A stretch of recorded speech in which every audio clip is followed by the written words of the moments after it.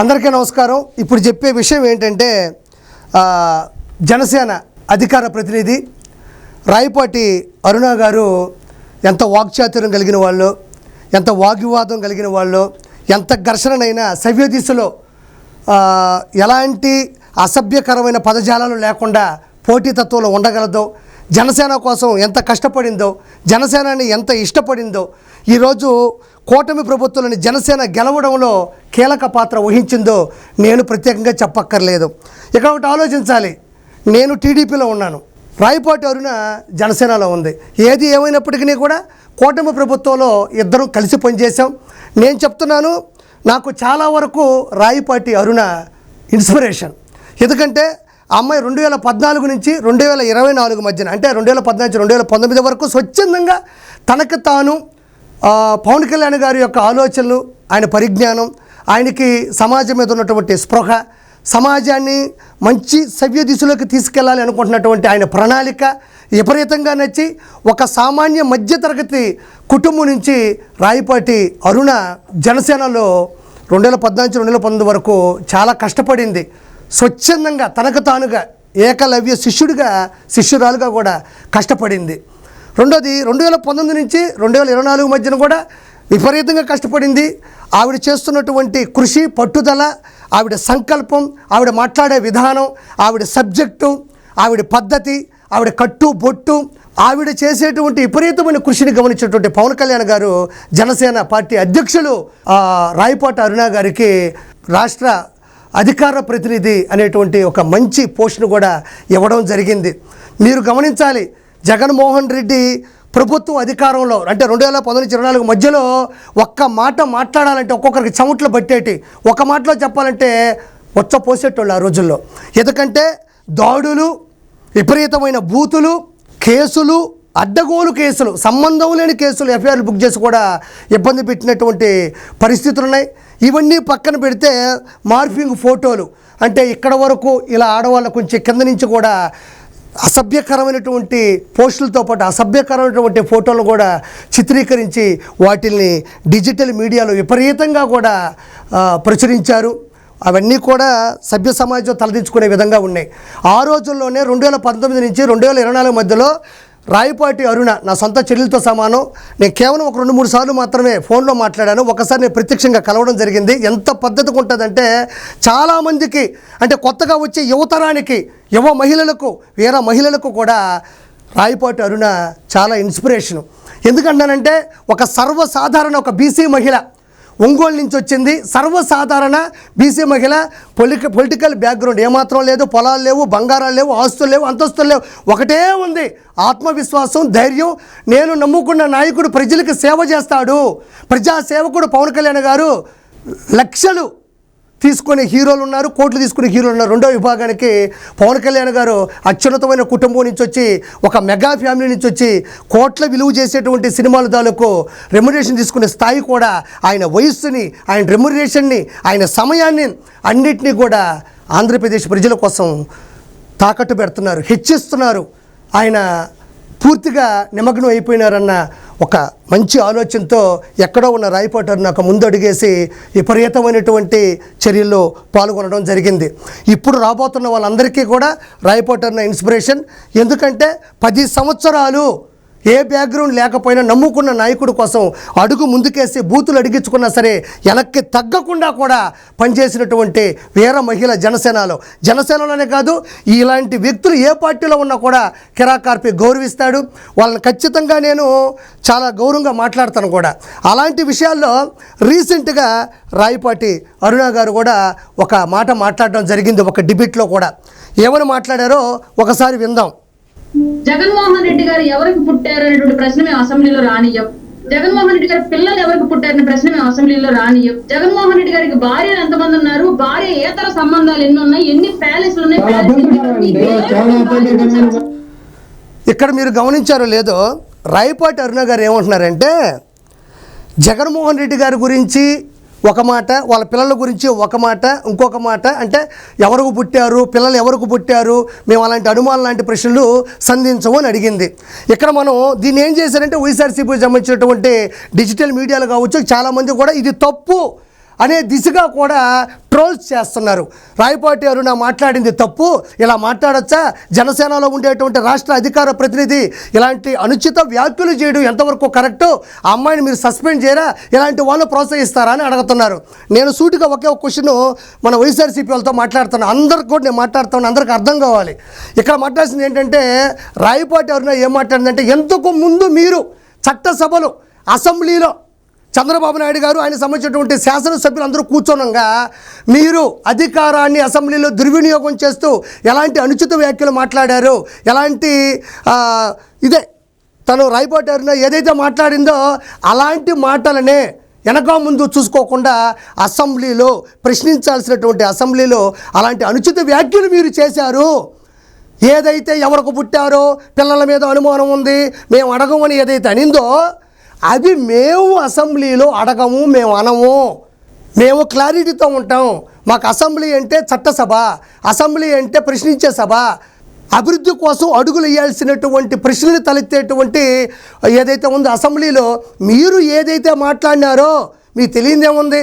వల్లభనేని వంశీ కావచ్చు, అంబటి రాంబాబు కావచ్చు, అనిల్ కుమార్ యాదవ్ కావచ్చు, జగన్మోహన్ రెడ్డి కావచ్చు, వీళ్ళందరూ కూడా ప్రపంచంలో ఉన్న తెలుగు వాళ్ళందరూ చూస్తుండగా ప్రత్యక్ష ప్రచార వేదికలో ఎలాంటి అవమానాన్ని చంద్రబాబు నాయుడు గారికి చేశారో, అంటే అబద్ధాన్ని చొప్పించి అసెంబ్లీకి రప్పించి మీరు ఏదైతే అసభ్య పదజాలాల్ని మొత్తం సభ్య సమాజం తలదించుకునేటట్లు మీరు మాట్లాడినారో అలాంటివి మేము మాట్లాడము అని ఇక్కడ స్పష్టంగా రాయపాటి అరుణ గారు చెప్పడం జరిగింది. దీన్ని నేను ఒక ఫర్ ఎగ్జాంపుల్ చెప్తున్నానండి. ఒకడింటికి నేను భోజనానికి వెళ్ళాను, వాడు అన్నం తింటూ ఉండగా ఏమైనా అంత అన్నం తింటున్నావు అని నన్ను అడిగాడు. ఆ తర్వాత నేను వాడిని మా ఇంటికి పిలిచినప్పుడు వాడు రావడం మానేస్తున్నాడు. ఒరే నువ్వు మా ఇంటికి వచ్చి భోజనం చేసేటప్పుడు ఎందుకురా అంత అన్నం తింటున్నావు నేను అడగను అని నేను చెబుతాను. ఎందుకంటే వాడు రావట్లేదు, వాడు మా ఇంటికి అడుగు పెట్టట్లేదు, ఎందుకో సంకోచిస్తున్నాడు, అక్కడక్కడ దాక్కుంటున్నాడు. కాబట్టి ఏదైతే చర్య జరిగిందో అలాంటి ప్రతి చర్య నేను చెయ్యను, మా అసెంబ్లీలో జరగదు.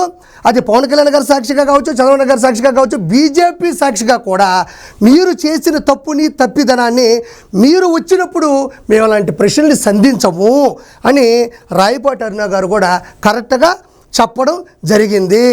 ఇందులో ఏ తప్పు ఉంది అంటే ఇక్కడ మనం ఆలోచించాల్సింది ఏంటంటే, మీరు ఏదైతే అసభ్య పదజాలాలతో అసెంబ్లీకి రప్పించి అబద్ధాన్ని చొప్పించి ప్రజాక్షేత్రంలో ప్రజాస్వామ్యంలో ప్రజలు ప్రత్యక్ష వేదికగా ప్రసారాల్లో చూస్తూ ఉండగా మీరు ఏదైతే మాట్లాడారో ప్రజలందరూ చూసినారు.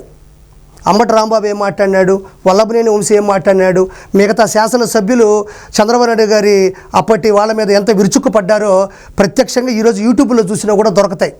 అందుకే మనకి గ్యారా ఇచ్చి గ్యారేజ్ పంపించారు. మళ్ళీ అదే తప్పిదాన్ని మళ్ళీ చేసుకున్నారు. ఈసారి 11 కాదు కదా, 1 - 1 = 0 రావడం తథ్యం. ఇది ఆర్పీ చెప్తున్నాడు, రాసుకోండి. అంటే ఇక్కడ రాయపాటి అరుణ గారు ఇది మాట్లాడేసినారు అంటున్నారు. ఇక్కడ మీరు ఆలోచించాల్సింది ఏంటంటే, ఇవన్నీ మీరు మాట్లాడినారు, ఇప్పుడు మనం అసెంబ్లీకి వెళ్తే అలాంటివి మాట్లాడతారేమో, అలాంటివి చేస్తారేమో అని మీరు భయపడుతున్నారేమో. మేము అలాంటివి చెయ్యము, మీరు నిజాయితీగా లోపల వచ్చి కూర్చోండి, మీరు ప్రతిపక్ష హోదాలో లేకపోయినా కూడా మీరు శాసనసభ్యులుగా 11 సీట్లు వచ్చినాయి కాబట్టి మీరు కూర్చోండి, మీరు ప్రశ్నించండి, మీకు స్పీకర్ సమయాన్ని కేటాయిస్తాడు, మీకు ఇచ్చినప్పుడు అభివృద్ధి దిశగా మీ ప్రశ్నలు అడగండి, పథకాలుంటే పథకాల మీద సంధించండి. అంతే తప్ప మేము మీలాగా అనుచిత వ్యాఖ్యలు చేయము, అసభ్య పదజాలాలతో మేము చిత్రీకరించము, దమ్ముంటే మీరు రండి అని ఎంతో శుద్ధమైన మాటలతో రాయపాటి అరుణ గారు మాట్లాడినారు. ఇందులో ఏ తప్పు ఉంది? ఇందులో ఏ తప్పు ఉంది? మీరు ఈ అమ్మాయి చెప్పిన ఏ అయితే మాటలు ఉన్నాయో ఆ మాటలు ఇంతకుముందు మీరు మాట్లాడలేదా? అవి ఇంతకుముందు మీరు చెయ్యకపోతే చెప్పండి, ఆవిడ చేసిన తప్పు. మీరు చేశారు కాబట్టి ఇలాంటివి మేము చెయ్యము, మీరు ధైర్యంగా వచ్చి అసెంబ్లీలో కూర్చోవచ్చని రాయపాటి అరుణ గారు చెప్పడం జరిగింది. ఇందులో తప్పేముంది?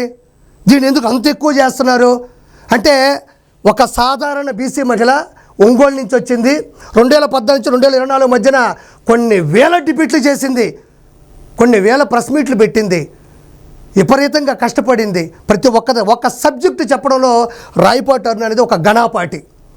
రాయపాటి ఈక్వల్ టు ఘనాపాటి. ఒక రాయపాటి అరుణ మాట్లాడుతుంటే ఒక సబ్జెక్ట్ ఉంటుంది, ఒక వివరణ ఉంటుంది, ఒక కష్టం ఉంటుంది, ఒక కష్టార్జితం ఉంటుంది. నమ్ముకున్న పార్టీ కోసం, నాయకుడి కోసం ఒక సాధారణ మహిళ అడుగు వేయడమో, అడిగెయ్యడమో, మిమ్మల్ని కడిగేయడమో అమ్మాయికి వచ్చినటువంటి ఒక అద్భుతమైన విద్య. ఈరోజు అమ్మాయి మాట్లాడింది తప్పు అని మీరు అంటున్నారే, ఒకసారి ఇప్పుడు మాట్లాడదాం. బూతులు అంటే ఏంటి, బూతులు ఎలా చిత్రీకరిస్తారు ఇప్పుడు చూపిస్తా, ఆగండి ఒకసారి. ప్రజలారా మీరు చూడండి, నేను మాట్లాడుతున్నాను. రాయపాటి అరుణ గారు ఏదో మాట్లాడేసిందని తలా తోక ఏదీ లేకుండా ఏదో ఆ అమ్మాయి ఇంతకుముందు చేసిన తప్పుని ఏలెత్తి చూపిస్తూ ఆ తప్పు మేము చేయము అంటే దానికి వాళ్ళు చేసిన తప్పిదం ఏంటో మీకు అర్థమైంది. ఒకసారి ఆలోచించండి. వర్రా రవీందర్ రెడ్డి, ఇంకా నేను చదవలేను, క్షమించాలా. నా చెల్లెలు, ఎవరికైనా చెల్లెలే, ఎవరికైనా మహిళే, ఎవరికైనా గృహిణే. నేను ఇది చదవలేను. ఒక 5 సెకండ్లు టైం ఇస్తా, మీరే చదువుకోండి.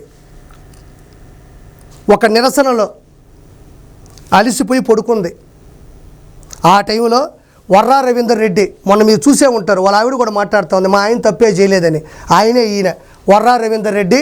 భారతీ సిమెంట్లో పనిచేస్తూ నిదానంగా భారతీరెడ్డి గారి పిఏ అయిపోయి, పిఏ అయినప్పుడు ఏం చేయాలా, సలహాలు ఇవ్వాలా, ఆర్థిక లెక్కలు చెప్పాలా, భారతీయ సిమెంట్ ఎట్టబోతుందో తెలియాలా, ఆవిడ కార్యకలాపాలు ఏవైతే ఉంటాయో ఒక పిఏగా, పర్సనల్ అసిస్టెంట్గా, పర్సనల్ సెక్రటరీగా ఆవిడకి సంబంధించినటువంటి లెక్కలు చూసుకోవాలి. కానీ చూడండి, ఇటువంటి పోస్టు పెడితే ఏ ఆడపిల్లైనా తట్టుకుంటుందా, ఏ ఆడపిల్లైనా బతుకుంటుందా?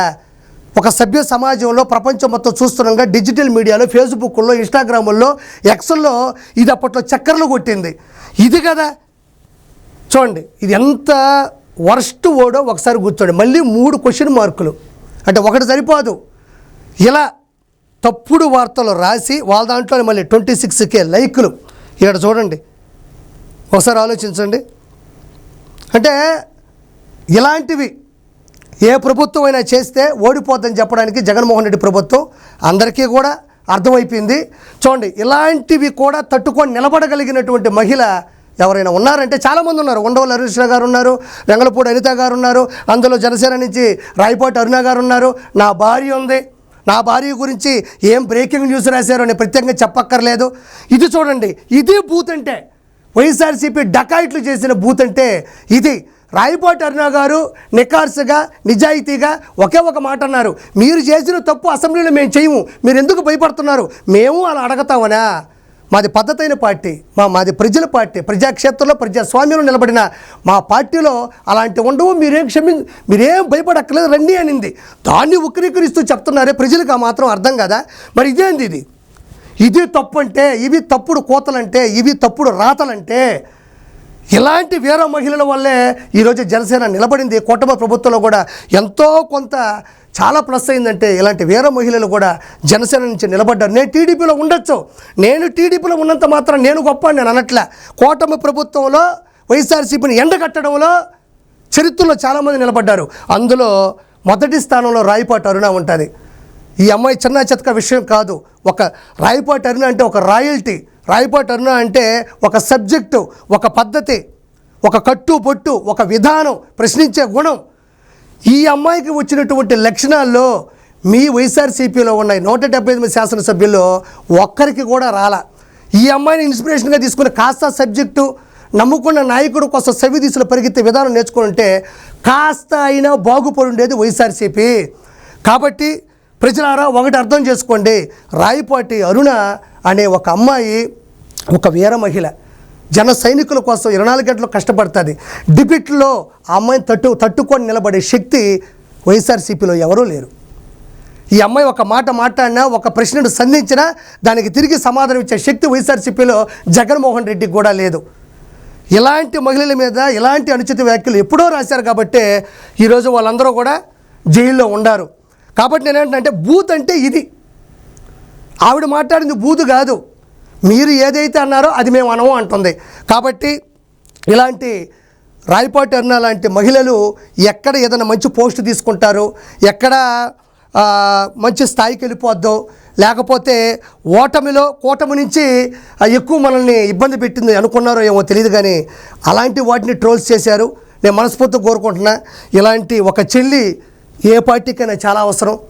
ఇలాంటి ఒక చెల్లి అత్యున్నత స్థాయికి వెళ్ళాలి, అత్యున్నత వంటి పదవుల్ని అధిరోహించాలని నేను మనస్ఫూర్తిగా కోరుకుంటూ రాయపాటి అరుణకి నేను బెస్ట్ ఆఫ్ లక్ చెప్తున్నాను.